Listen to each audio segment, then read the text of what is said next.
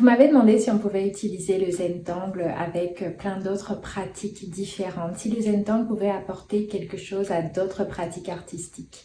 Et là, dans cette vidéo, je vais vous montrer en fait tous les champs d'application que j'ai déjà utilisés avec la méthode Zentangle. J'espère que ça va vraiment vous inspirer et vous donner envie d'aller encore plus loin. Hello, moi c'est Gisèle alias Gigi Hook. Je suis artiste, coach artistique, enseignante certifiée de Zentangle depuis 2017. Et sur cette chaîne, je vous aide à créer dans le lâcher-prise et la plus grande liberté.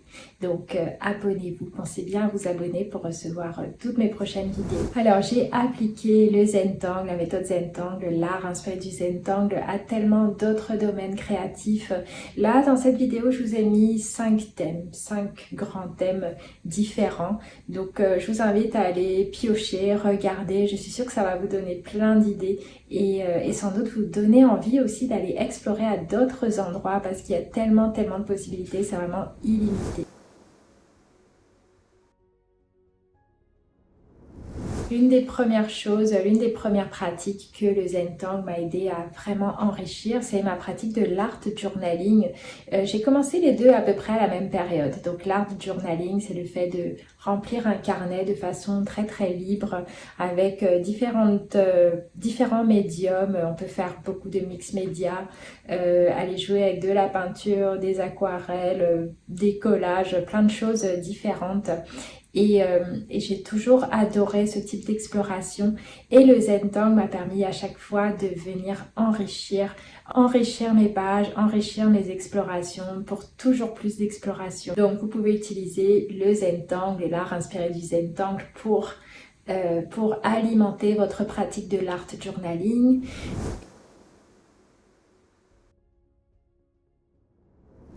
Une autre chose, une deuxième chose, c'est aussi la peinture en général, la peinture sur toile par exemple. Là, vous pouvez voir derrière moi plein de petites toiles que j'ai faites. Bon, j'en ai fait vraiment beaucoup, plein.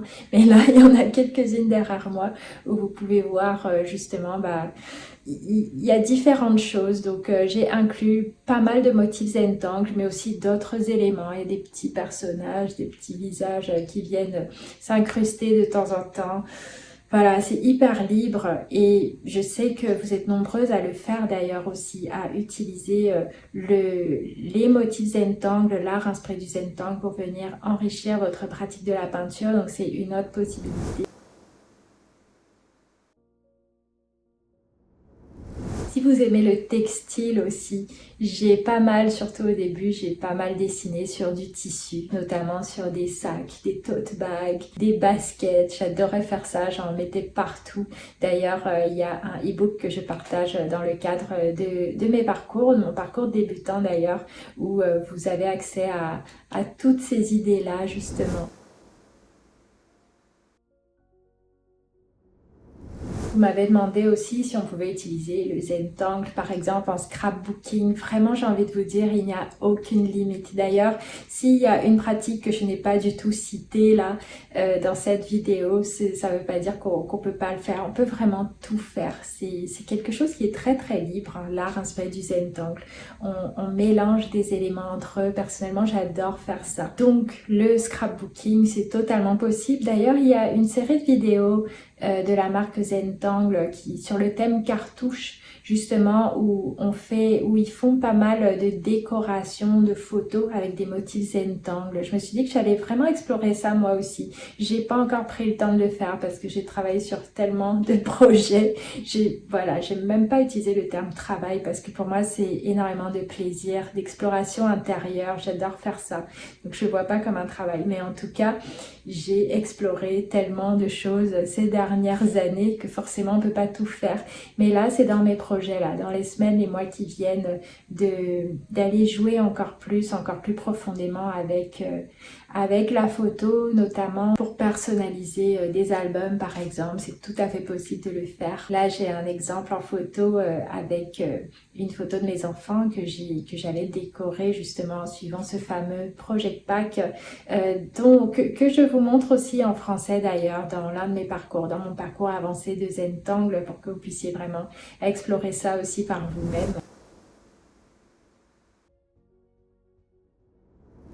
Et idée numéro 5, en fait, c'est un fourre-tout de toutes les autres possibilités que j'ai pu explorer. Vous allez le voir en photo là, sur cette vidéo, des photos que je vous fais passer en fond notamment. J'ai adoré m'amuser avec le plastique fou aussi, à créer des choses. Donc le plastique fou, on le trouve en magasin de loisirs créatifs, souvent avec des choses déjà à dessiner. Donc on dessine dessus, on peut le colorier, ensuite on le passe au four et il commence à bouger, à bouger dans le four et le plastique rétrécit et ça devient tout petit, bien rigide et ça permet de faire des jolies choses, des bracelets, des colliers, des boucles d'oreilles.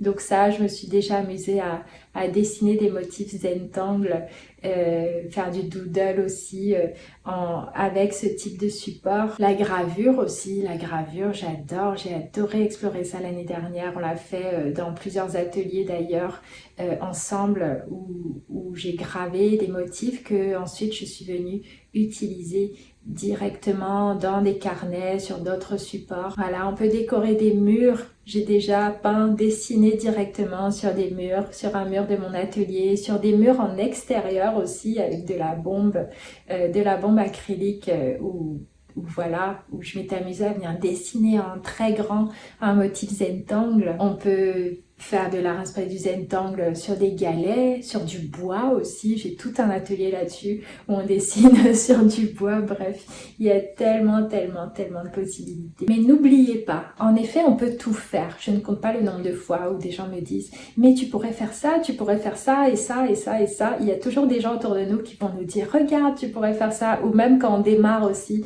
on pense à tellement de choses, on se dit « Ah, mais je pourrais faire ci et ça. » Et en effet, c'est sans limite.